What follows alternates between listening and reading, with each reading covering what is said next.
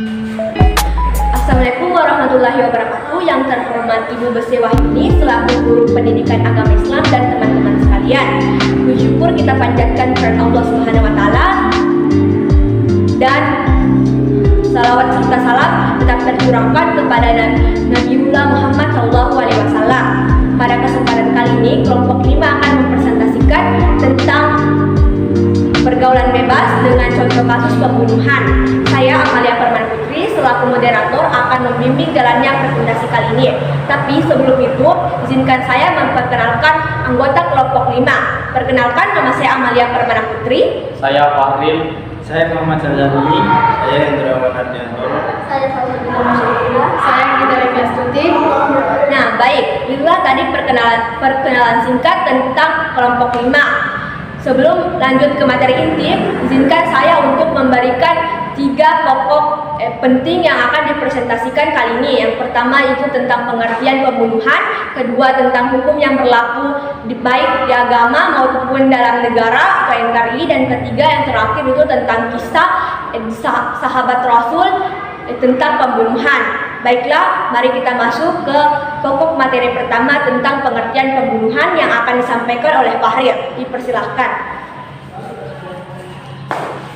Baik, terima kasih kepada selaku moderator telah mengizinkan saya untuk menjelaskan yang dimaksud dengan pembunuhan. Yang dimaksud pembunuhan, menurut Waqfat Sulahi, pembunuhan adalah suatu perbuatan yang menghilangkan atau mencabut nyawa seseorang. Baik, cukup itu penyampaian dari saya kembalikan ke moderator. Itulah tadi penjelasan dari Fahril tentang pengertian pembunuhan. Selanjutnya, pokok pembahasan kedua itu tentang hukum yang berlaku bagi pelaku menurut hukum yang akan disampaikan oleh Zalzabili Has. Terima kasih kepada moderator yang telah memberi saya kesempatan untuk menjelaskan tentang hukum pembunuhan.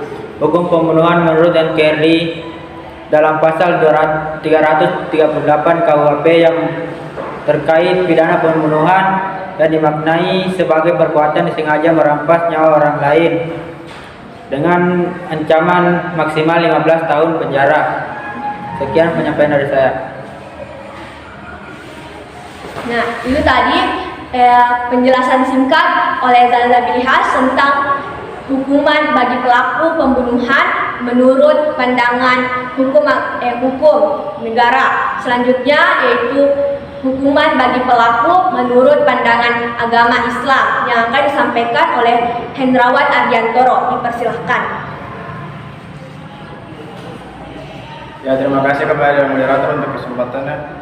Dalam syariat Islam, hukuman yang dijatuhkan terhadap orang yang menghilangkan nyawa orang lain akan dijatuhkan hukuman sama seperti apa yang sudah lakukan, yaitu hukuman qisas atau hukuman diat sebagai hukuman pengganti, dan terhalangnya mendapatkan warisan apabila ia menjadi ahli waris sebagai hukuman tambahan.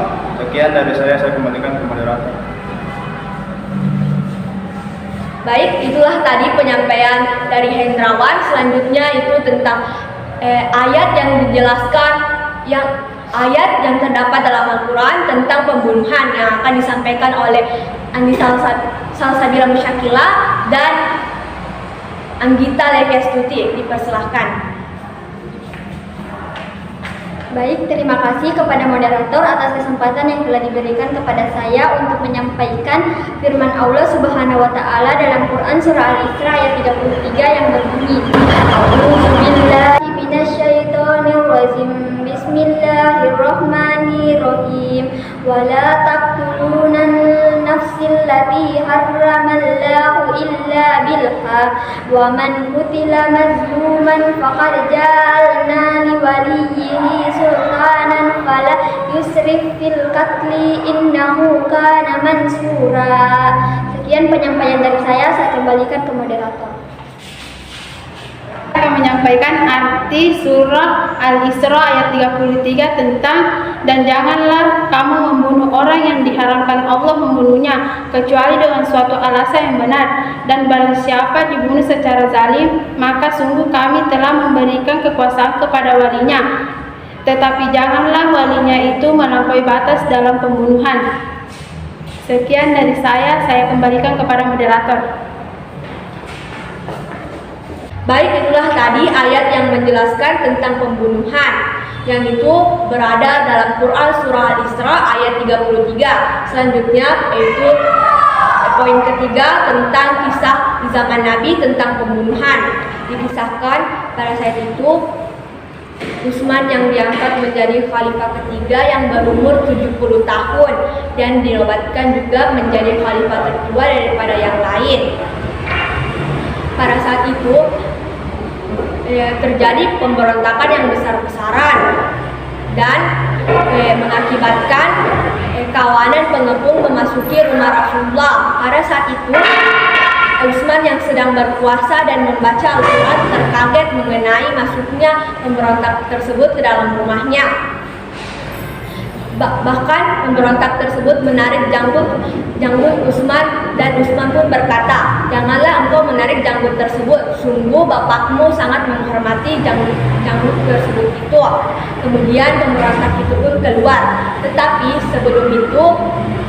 sesudah itu datanglah pemberontak lain yang badannya lebih beringas. Dia bahkan tak segan-segannya untuk mencekik leher Utsman, dan Utsman pun sesak nafas atas kejadian yang menimpanya itu. Dan tak disangka-sangka pula dia bahkan menebas kepala Utsman.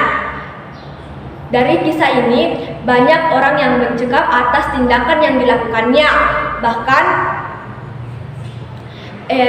kisah ini pun menjadi kisah yang sangat tragis pada zaman Rasulullah. Itulah cerita singkat yang saya ceritakan kali ini mengenai pembunuhan di zaman Rasulullah. Sekian dan terima kasih. Presentasi dari kelompok 5.